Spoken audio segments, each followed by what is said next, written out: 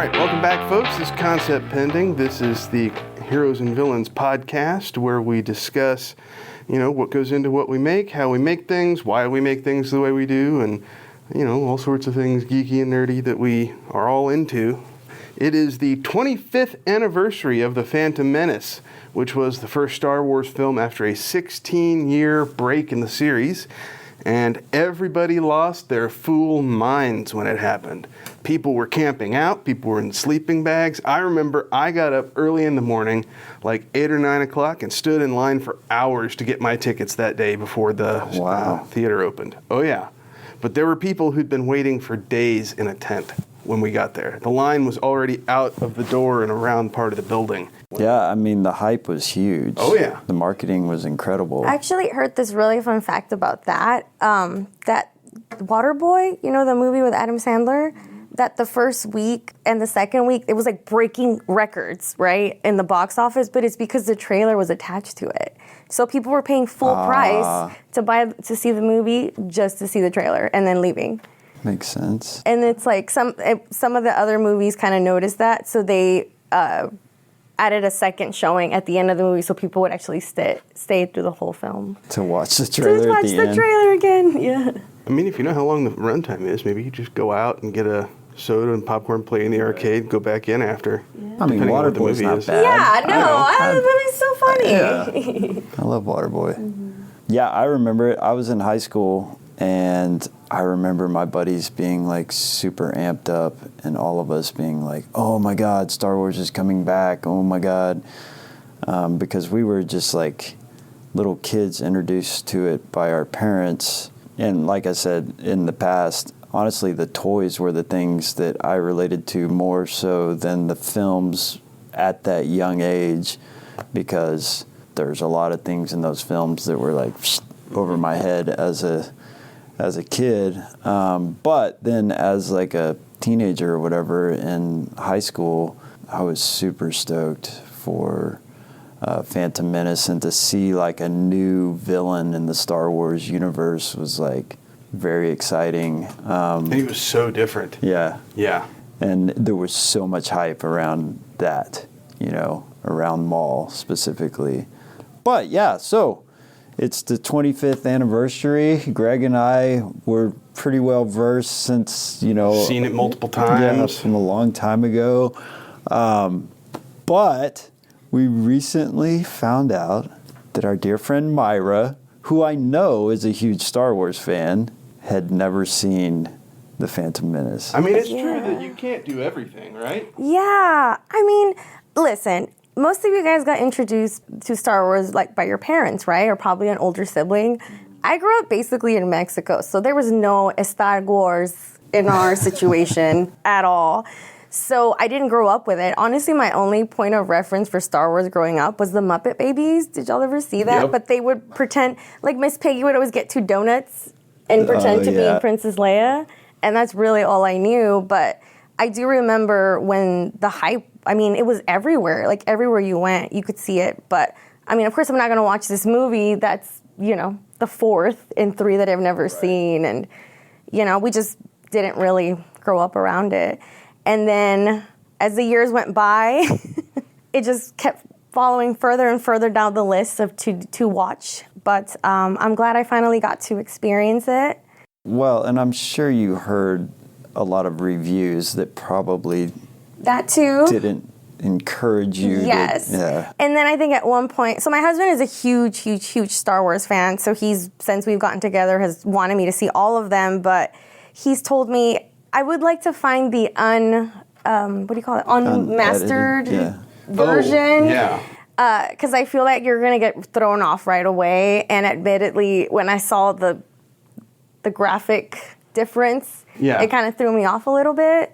So what you might be looking for is the despecialized edition. There you go. Somebody went through, got the old laser discs and everything, and cut out all the special edition stuff. Extraneous. Yeah. Mm-hmm. Anyway. So last week I watched it for the first time. It was awesome. And it's pretty cool because I do know a lot of the storyline, so it wasn't like a total shocker to a lot of things, except for one, and you're all going to kill me for this. I thought Padme was Anakin's mom. She was a bit of a shock, wasn't she? Yeah, and so then, like, as you know, it's ending. My husband's like, "No, those are gonna be Luke and Leia's parents," and I am like, "Oh, that I totally had the wrong idea this entire time." That's hilarious. But I guess if I can describe the movie in one word, it would be so wizard. I remember that. Oh, yes. Oh, yeah. I was dying. Like, that is just like the most random way to describe such a cool vehicle is that Right. kid coming up to Anakin and was like, that was so wizard. Yippee! Just, yeah. Yeah, some of the dialogue is a little stilted, right? Like, just a bit. Yeah. And like another one that really cracked me up because it just seems so out of the reality of Star Wars is when they were just like, the Hutts are gangsters. Yeah. And I don't know why. It's like throughout the whole film, whenever like me and my husband would be like, but the Hutts are so gangster.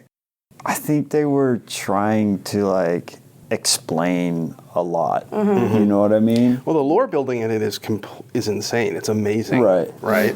I think that's what the intentions were. It was also like the first script and the first movie George Lucas had directed on his own since like the first Star Wars in '77. That's He crazy. hadn't directed anything in like, 22 years. So, it's a little understandable, right? And I mean, also, in defense of graphics, that was a time that like everybody thought that was amazing. Like oh my God, we can do things that we never were able to do.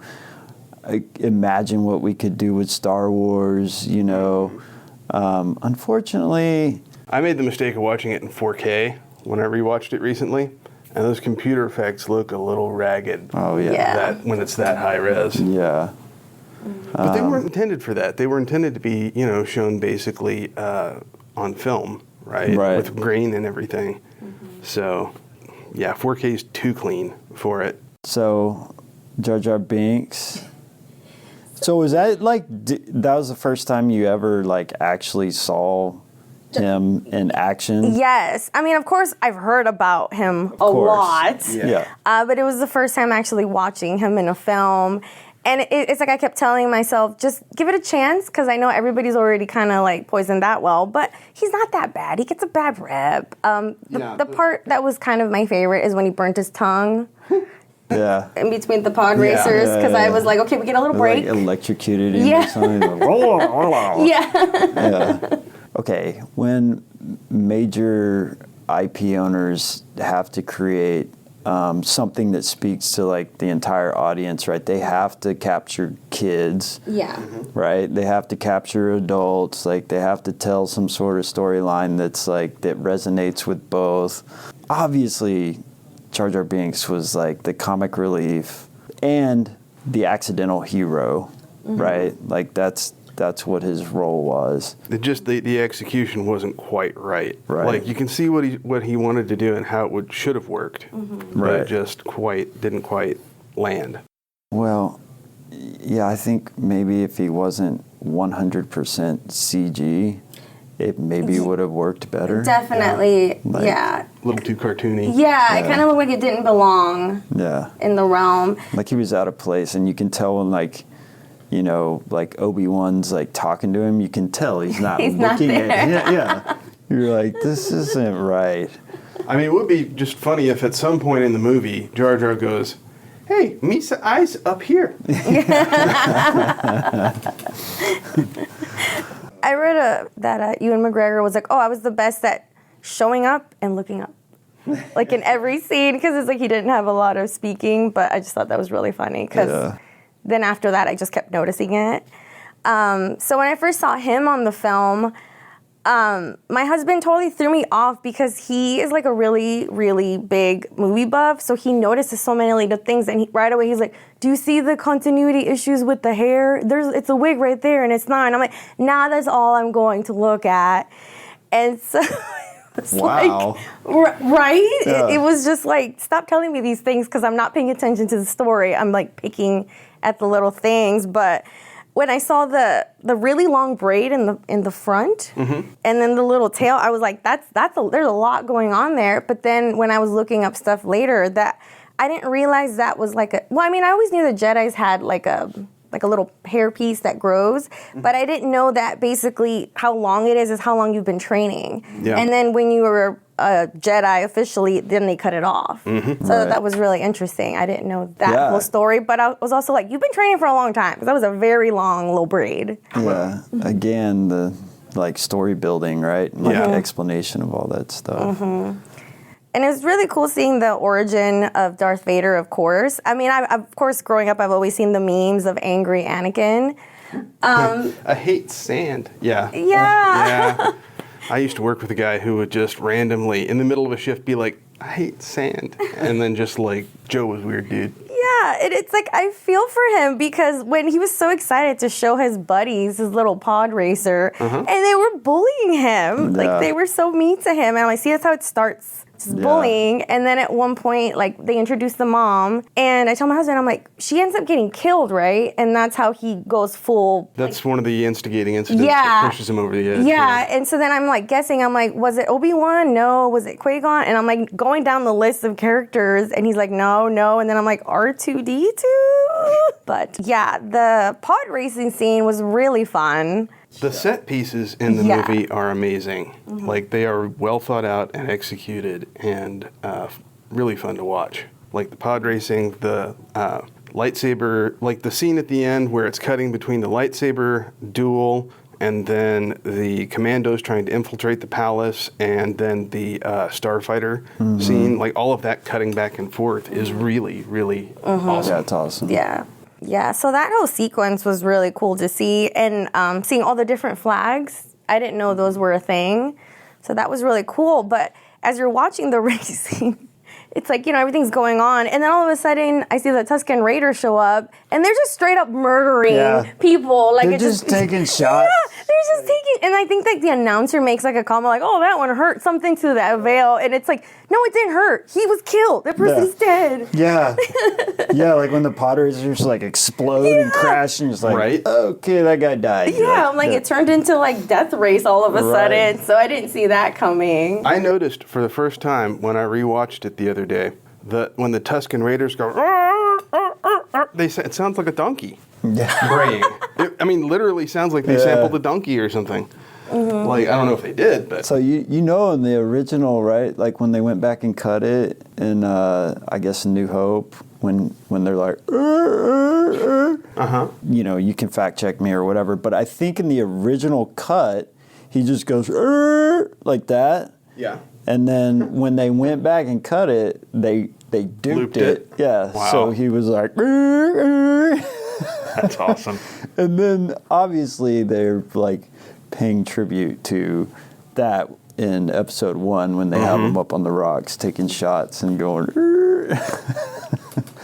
But anyway, just interesting fact there. But yes, obviously the pod racer, like that, and then the lightsaber duel, in my opinion, are the two most epic things that stick out. The pod racer probably taking the cake, in my opinion, just because it was awesome. And, every epic action film has to have like a chase race scene. So that was cool. I mean, the lightsaber duel, I just felt like Qui-Gon got like offed like too easily. Yes. Like popped in the nose, like he's never had that happen and can't handle it. Right. Yeah. Like, what? Yeah, it's like you were kind of expecting a more epic ending to such a great character. And so something that like lots of people have pointed out in the time since, when Obi-Wan beats Darth Maul, right? Darth Maul has the high ground. Oh. Right? Nice. Like, I mean, Obi-Wan's in a much worse situation than Anakin was. Right. When Obi-Wan cut Anakin's legs and stuff off, but somehow Obi-Wan is just fine. And Darth Maul just kind of stands there like, Jedis can jump? oh, yes. Okay. When he fell and he landed on his shoulder, I was like, is this skeleton made out of adamantium? Because why are you not hurt? Like he fell really hard and then just jumped up like it was a trampoline. Just jumped right back up. I was like, okay, I guess Jedis also have these superpowers. No, they just know how to fall right. They just know how to fall right. Ray Park, the guy that played Darth Maul, is a martial artist. So like all the flips and jumps and stuff he was doing, he was doing. That's pretty epic. Came out the same year as The Matrix. So this actually predates Hollywood going crazy with like wire fu and stuff. What I think is interesting, I was thinking about this at the time that I rewatched it. What's interesting is how much better the fight choreography is in The Phantom Menace than most other Hollywood like action movies with any kind of fighting like that, like whether it's martial arts or sword fighting or whatever, right? And then The Matrix comes out, and obviously they came out so close together that it's not like one could have influenced the other. So it's just interesting that Hong Kong cinema had managed to make that kind of have that kind of an influence. Yeah. And I mean, especially when it comes to like licensed products and merchandising, I feel like Darth Maul was a character that I saw so frequently. Oh my God, yes. So I was surprised that they killed him off. I thought that for sure he'd be in the whole trilogy. So when I saw that they legit cut him in half, I'm like, oh no, he's not coming back from this. And yet he does come back from that. Yeah. Wait, what? Yeah, well, No. Yeah, when you see him later, he's got robot legs. Oh, okay. I'm like, how did they play that one off? he's a robot. Oh my God. And then what? He's like a force ghost later, Yeah. right? Well, and like so it's not like he's gonna bleed out. The lightsaber cauterizes the wound. Oh, I didn't. Okay. I mean, it's gonna still cause shock. I mean, yeah, in like theory or whatever. But yeah, he comes back. Okay. Well, now I know. Because that's why I was like, just one movie, and you were so big. I know, and he wasn't even that prominent. Not at all. In the movie. I want to say, like, if you edit out just his scenes, I think it might be like 10, 15 minutes total Something like screen that, yeah. time.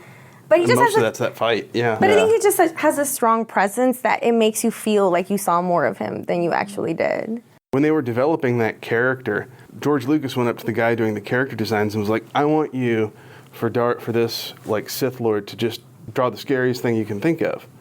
And this guy goes, "Okay." And he'd had a nightmare when he was a kid of this witch, and so he did that, right? And like George Lucas comes back, he's like, "Okay, let's see what you got." And he goes, "Too scary! Don't do that! Oh my God!" Like so. They went, okay, dialed it back, and that's how you get Darth Maul. So that's the dial back version of Less scary. I want to say the Witches of Dathomir are closer to what... the wit. Yeah. Yeah, because I've seen some sketches of it pop up online, and it's a lot like what the Witches of Dathomir... Well, I mean, he was super marketable. Like, everybody had a visual of him before the film even came out. Yep. Every kid on the planet wanted to be Darth Maul for Halloween.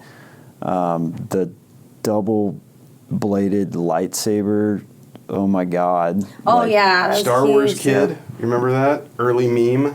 Star Wars Kid. Oh, yeah, it's this dude who, like, was a teenager and filmed himself. Oh, my God, yes. Right? Yes. And, like, got bullied because some other kids found it, but, like... I remember, yes. Got shout-outs from them when they were filming the next movie. That was hilarious. But yeah, I mean, a lot of great stuff came. Okay, underwater Jar Jar Binks, giant fish. Oh yeah, gooberfish. Yeah, yeah, big gooberfish. And they're like this existing, like world that nobody knows about. Well, no, the Naboo people, the humans that live on the surface, do know about them, but they don't like to interact with one another, is the way it's presented. But Jar Jar spends the majority of his time in the water, right? Normally, yeah. Well, that's why when we got to the scenes where he shows up to Tatooine, I'm like, a little dehydrated there, buddy? Like, don't you need to be in a tank or something? Be a little dry around here. Don't see him ever drinking any water. No. Right. And they have those giant, what are the things they ride? Banthas? The big elephant things? Yeah, the big elephant things. They weren't banthas. I thought those were banthas. What are the big lizard things that the stormtroopers were riding? Dewback? Yeah. Yeah. But the like Jar Jar and all them, they have like these elephant horse. Like the thing that has like the weird like floppy trunk and is like way too rubbery. I don't remember what those are called. They look like. Are you familiar with? There's an old movie called Wizards by Ralph Bakshi, which is based on the comics work of a dude named Von Baudet, called Cobalt something or other, Cobalt 60. Anyway, I thought that that creature, that rubbery, like really entirely too fleshy looking creature, was really reminiscent of the thing that the character rides in Wizards. Like I was just getting at like some like amphibious like species that knows how to ride these things and has these like carriages. Like, how did you already get to that point? Right. Yeah. Like, it seemed a little weird. It probably was a little weird. Yeah. It was actually very weird. Like, that whole thing was weird. And then the name of their ship from Naboo was the Nubian? Or was it... Is it maybe that they were saying Nabooian, but it was just they were saying it came out like Nubian, which is just like, why would there be anything named Nubian in space? Yeah. Like, this is the first time I've really thought about it very hard, but like it must have been that they were saying something like Nabooian, and it just came out too quick or something. I think. I don't know. It took me a minute to realize the situation with Queen Amidala and the other girl. Right. And then, they had to explain to me, like, oh, that's her, like, body double. So there's an assassination attempt. It's her. And I'm like, man, she's got the worst job in the whole galaxy. No kidding. Well, she's like Secret Service then. Yeah, right? at that point, yeah. Yeah, that's what I was going to say. Like, the big reveal of, oh, she is the princess. And the part that I remember when I got confused is because... they asked her to clean the droid, but they asked her in such a like vulgar way that you wouldn't speak to royalty. And I was like, what the hell? And they're like, no, they need to make it look undercover. So she's playing a part. And that's when I was like, oh, that's what. Yeah. Did you, in the trivia you read, did you see who was playing her decoy? Keira Knightley. Yeah. That's one I of her would have first never parts. guessed. I didn't. She's under pancake makeup and stuff, so you just, yeah. You just can't tell. Yeah. It's crazy. So I thought that was kind of fun. But her costuming is, I mean, insane. Props to the hairdresser, because it's every scene there was a very elaborate. It's almost like her hair became like a crown of some sort. Mm-hmm. So that was. And her dresses and everything were insane. Mm-hmm. Like, all of that was just fantastic. Like, that's what I wanted, and not all the CG stuff is. Yeah. You know Practical. what I mean? Like. Yeah. So at the beginning, the ship that the Jedi arrive in to the Trade Federation, that's a practical effect. That's not CGI. What they did is they did that whole thing the way they did the first several movies and had it land in the bay, Jedi get out, go do their thing, and then they blew it up so that symbolically it's like the old way of doing it's over. And they did CG for the rest of it. Interesting. Yeah.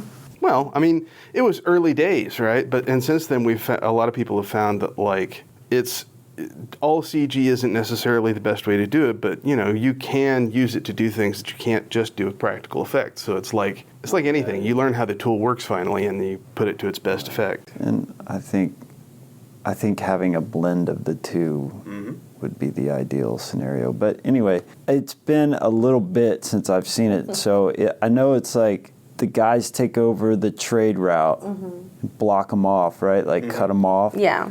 And then the Jedi go to like check it out and try and broker a peace, like negotiate with them. Right, but they're like undercover Jedi. They're like, well, no, they're open about being Jedi, because that's part of the power of being a Jedi is you show up and people go, oh crap, okay, yeah, this is serious. And the Trade Federation wasn't expecting it, so the Jedi show up and they freak out and don't know how to react properly, which is part of what causes the escalation. Is they make really dumb decisions.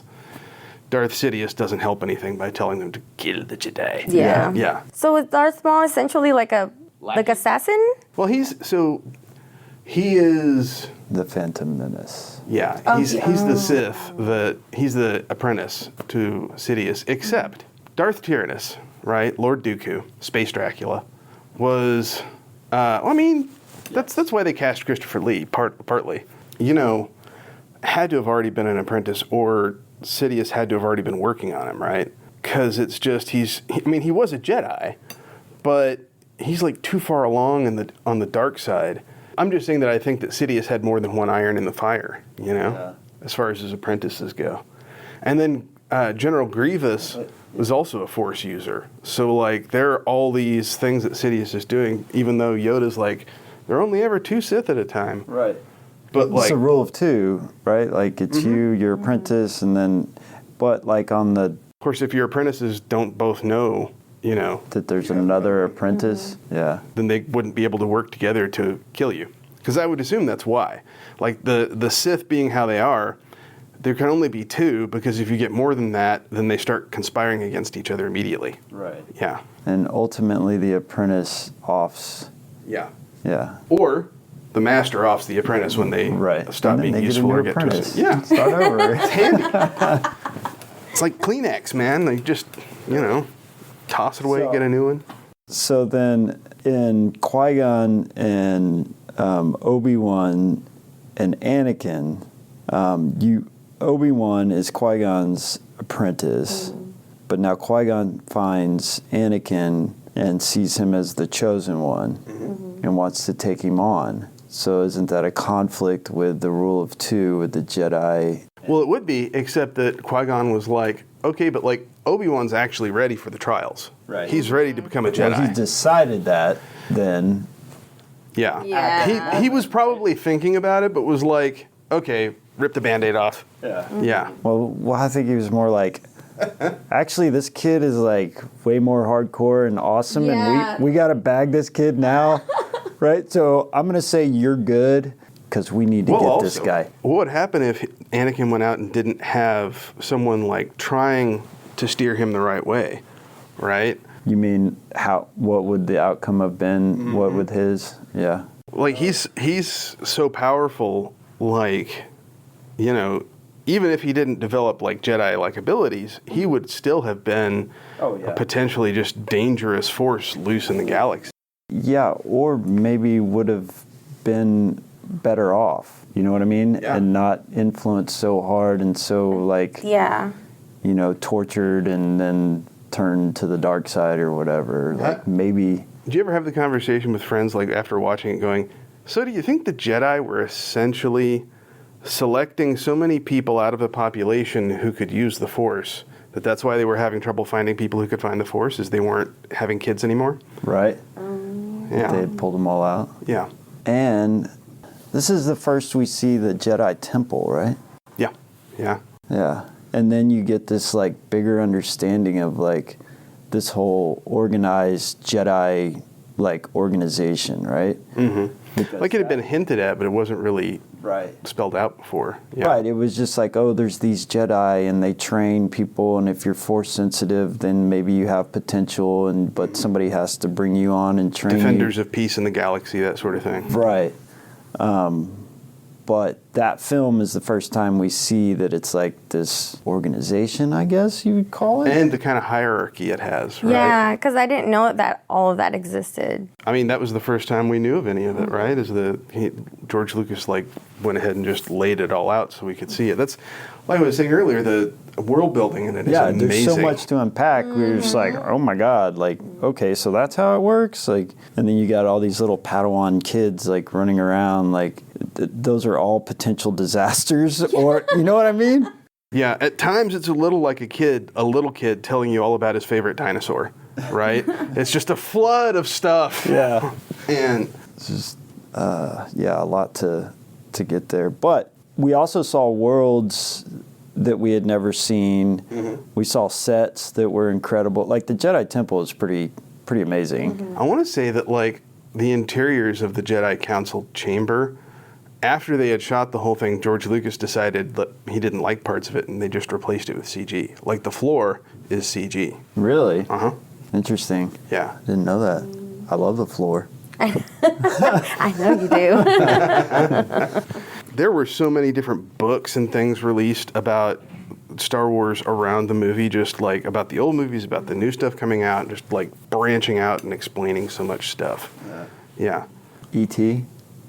E.T. is. Oh, I think I heard that's in Attack of the Clones, that a though. different one? Yeah, because you see the Senate chamber and they're No, like, it's in but you this saw- one. It is in shows- this one. Yeah, you see Yeah. the full. Did you see E.T.?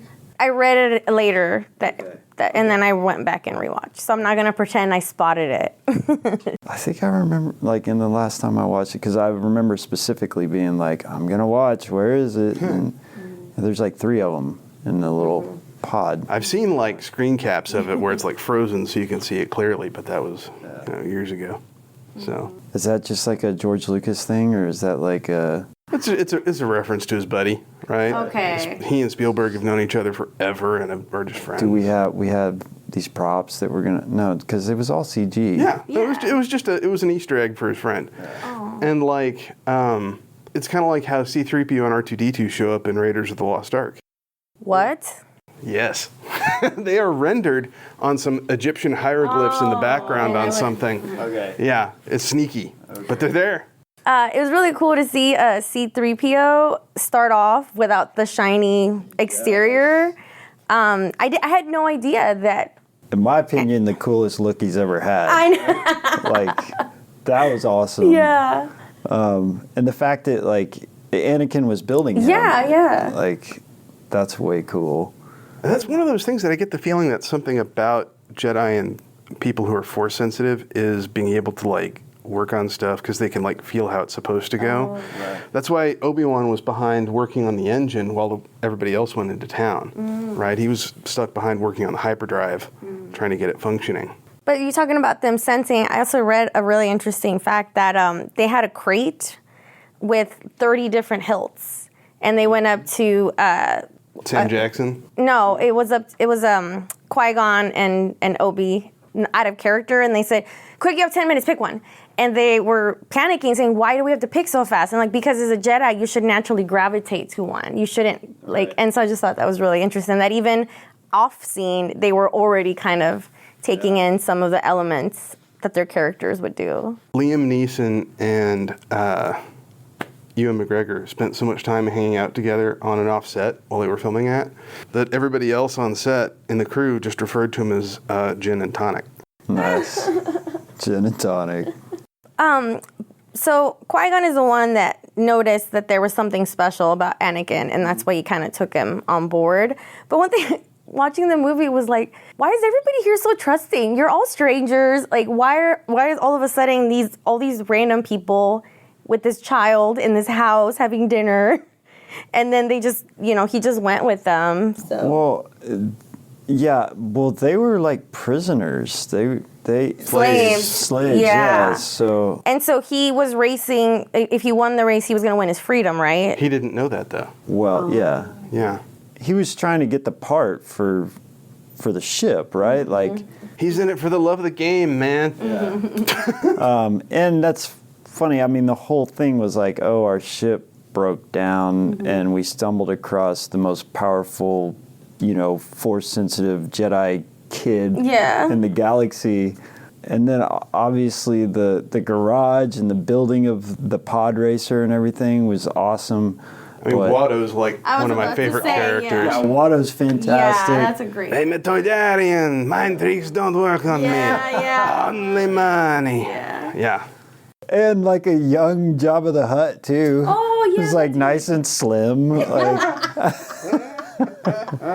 I mean, he really let himself go. But did you guys notice that there was a slave Leia of the costume? But he had, obviously it wasn't Leia, but I thought that was interesting that it's just like an ongoing outfit for his ladies. like put the slave bikini on.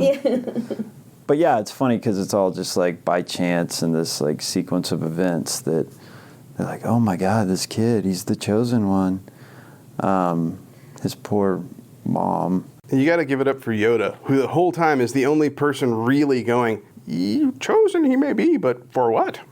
Exactly. But Obi-Wan too, right? Wasn't he kind of had some reservations about it in the beginning? Yeah, but he got over that once Qui-Gon died and like asked him to look after it because then his like sense of loyalty, just like overrode everything else. So in the next one, is he adult? Teenager. Like maybe 20, maybe, I don't know, but Yeah, that's when things start going south. Yeah, really going south. Oh, okay. Yeah. So you'll have to watch that. No, I definitely want to because I thought that all of that was going to happen in the first movie. That's why I was like, oh, doesn't the mom die? It's like, not yet. Yeah. The next one. Just wait.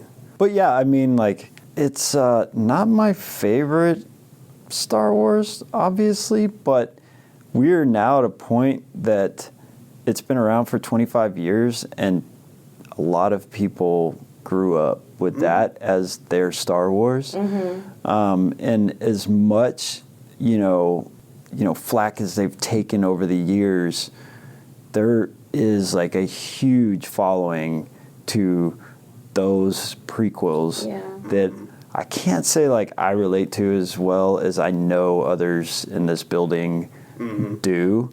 I appreciate it. I was there as a teenager, but like it didn't hit as hard as the others. But my kids, like I've gone back and watched it with my son. Granted, some of those films kind of drag. Oh, yes. They are not for today's world with the quick. The pacing on episode 1 was so much faster than I remember. Yeah. Like, and it was like all of John Williams' stuff sounded up-tempo, and it was just like way, way, way snappier than I remembered. Yeah, I think episode 1 moves a little quicker, but then when you get into 2 and 3, it slows down a lot. Seems like it drags quite a bit. Yeah, I kind of wanted more like space battles in that film, I guess. See that. Like more like fighters. Yeah. Even though there's that big one at the end, that's really the only one. It would be kind of nice to see like more of the Clone Wars in the big screen, right? But that's later. But you do see like some new cool droids. That was a big thing. I remember back then in the toys. Oh, yeah. And like the McDonald's collectibles and stuff like that. Like I remember all that stuff. Like the junkyard droids that show up again on The Mandalorian. Yeah. Yeah. Yeah, there's that. And then the ones that roll up and pop up the shield. It's like I mean, that was all new and cool, like fresh stuff that had never been seen before. Are you guys familiar with Peter Serafinowicz? He's a British comedian. He was in Shaun of the Dead playing Peter, the roommate. Okay, yeah. I know. Yeah. So, like, he does Darth Maul's voice, uncredited. What? Uncredited? Oh. I mean, I think it's in IMDb now, but, like, at the time, because it wasn't Ray Park's voice. But, like, yeah. That dude does it? Uh-huh. I don't know if I don't think he still does it, but that's interesting. Yeah, I don't know. Were there stormtroopers? There weren't stormtroopers. There wasn't any right? stormtroopers. No. Droids. Yeah, it's all droids. They had different actors doing the droid voices, including Serafinowicz did one or two of those as well. Yeah, I don't know. I mean, what else is there to... Right? I feel like we've touched a lot of it. It's because the movie was over like 2 hours and 20 minutes, but the content that it wasn't like a whole lot. Right. Like it was a lot of scenery. Yeah, Jar Jar in the battle, he's like doing dumb stuff the whole time, but like blowing up droids and what is he? It's this real Mr. Magoo stuff. Yeah, in that tank, and he's like swinging around or something, hanging off the like barrel of it, and it's like, yeah. I don't know why like a single Gungan would be enough to like swing the barrel like that on a tank. You would think it would have a little bit more oomph. Right. Yeah, so there was that. There's Jar Jar. We talked about Anakin as the chosen one, pod racer. Midichlorians, this is the first time midichlorians show up in this. When he like plucked like a hair or something to see if he had, how do you pronounce that word again? Midichlorians. Yeah, to check to see if he had midichlorians. But even just as he did it, I was like, wait a minute, that's super creepy. He's like, check this DNA real quick. At least he didn't like smell it first. Like, right? Or taste it, take a little bite. Yeah. It's tainted. But I didn't know that they could actually find that in your DNA. I didn't even know they could look at DNA. Well, it's not DNA. It's like he checked his cells in his blood. Okay. Like, because midichlorians are supposed to be like small basically bacteria or something, or organelles like a mitochondria or something that exist in your body and allow you to interact with the Force.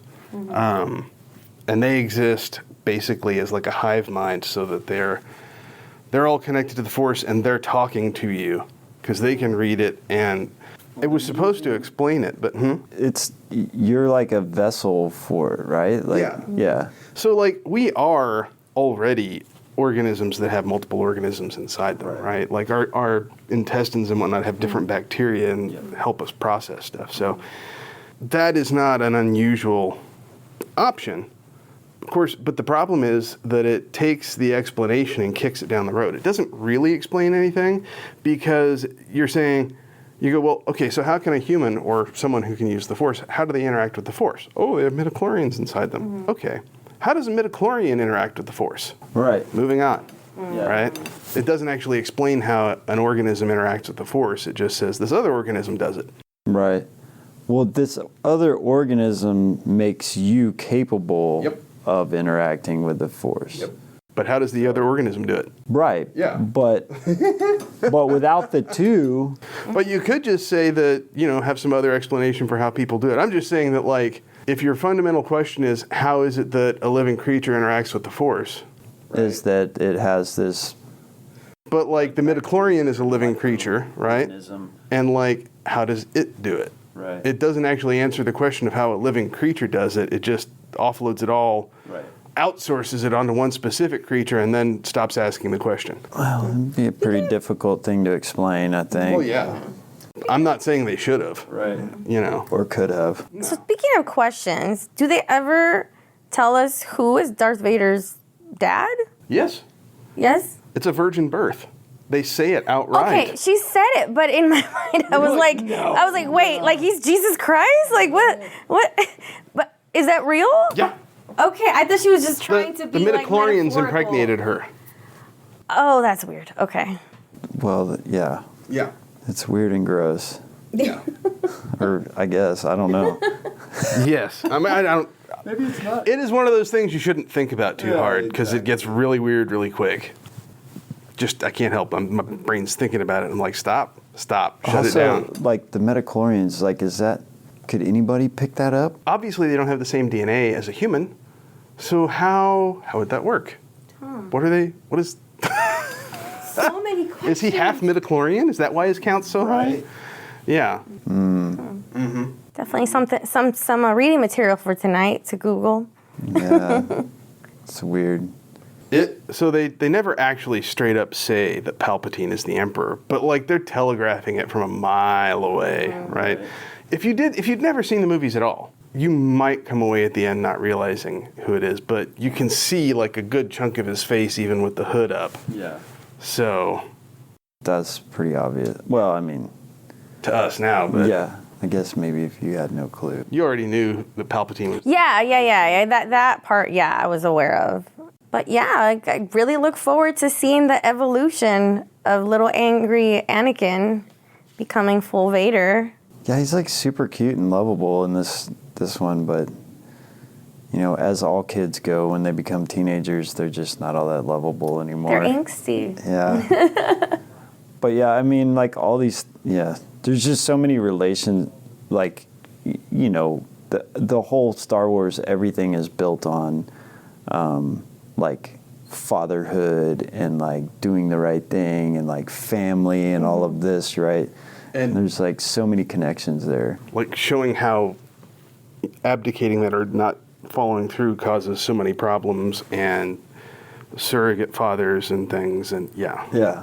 So do we know what kind of compelled George Lucas to revisit it and create these prequels? Greg probably does. I mean, my understanding is that he was constantly kind of thinking about it and kicking it around, but the main reason he didn't do it immediately is it is physically exhausting. Oh. Yeah, to do 3 of those things back to back, because after he did the first 3, he was just worn out.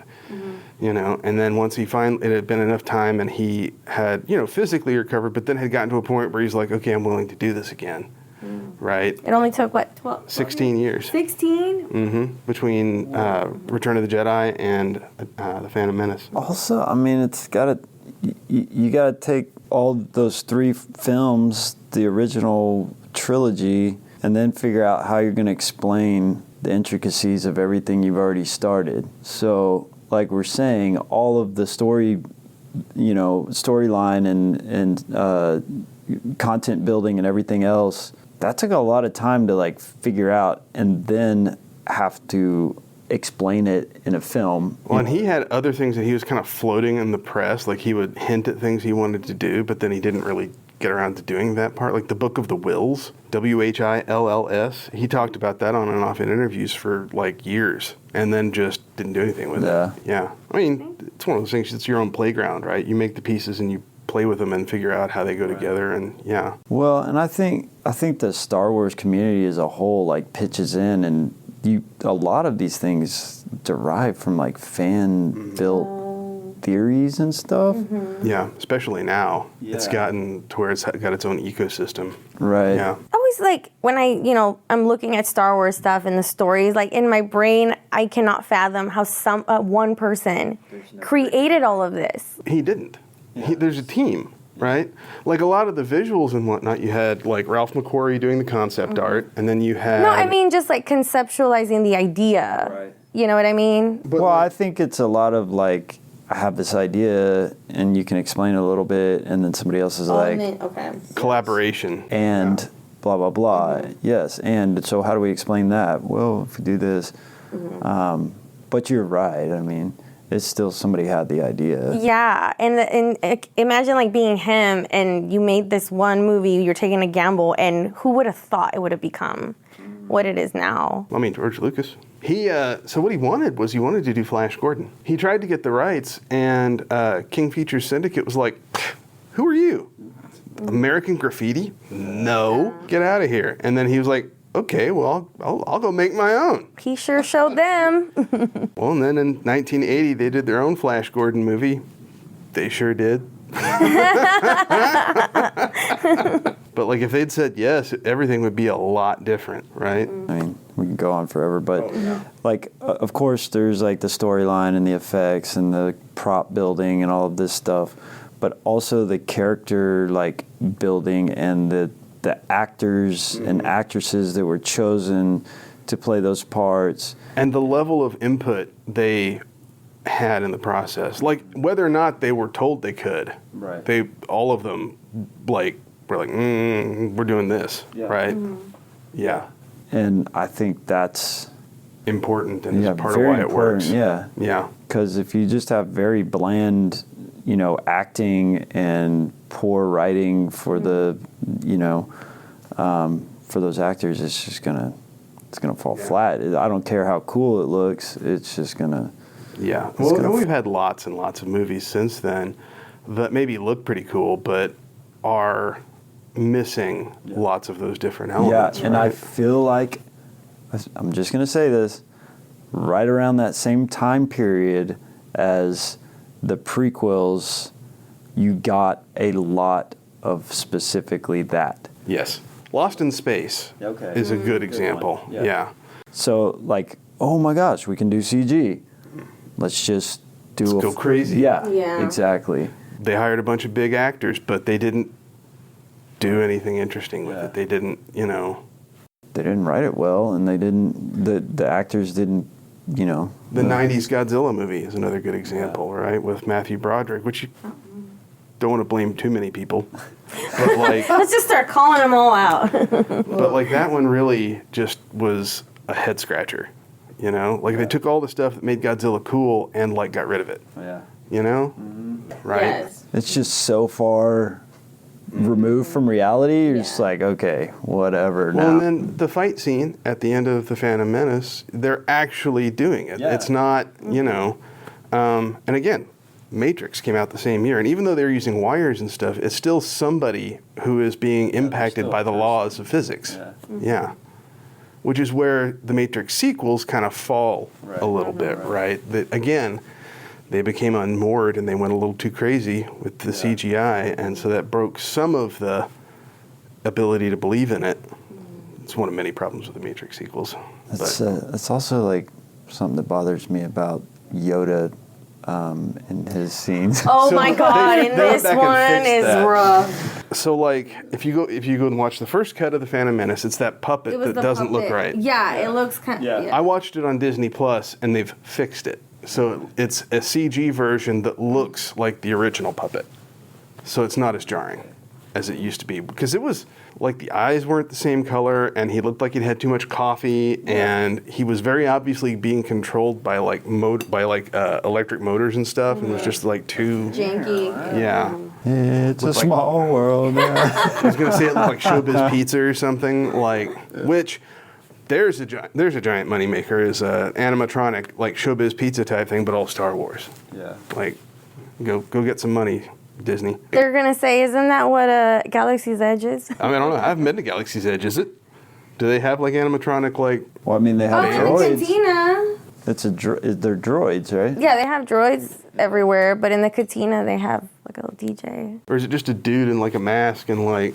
I really doubt they make him stand up in that corner at the top all day. I don't know, man. A lot of those like performers get into it, right? Like they're really into playing the characters while they're there. So, of course, you'd have to. You'd have to be the sort of person who really wants to, or you wouldn't last long at all. Oh my God! Can I just? Because you haven't seen the. I have not. No, Okay. no. So I think it was a good intro to it. Christian, my husband, says, whoever this guy is, tell him I love him because he's been trying to get me to watch these forever. And Nice. you apparently were the one that got me to finally Good watch job. them. But yeah, I hope you guys enjoyed my weird little review of watching this movie that is now 25 years old for the first time. It was fun. All right, folks. Well, that puts punctuation on the end of another episode of Concept Pending from Heroes and Villains. Please go online and check us out at Heroes Villains at your social media institute of choice. And we will talk with you next time. Bye. Thank you.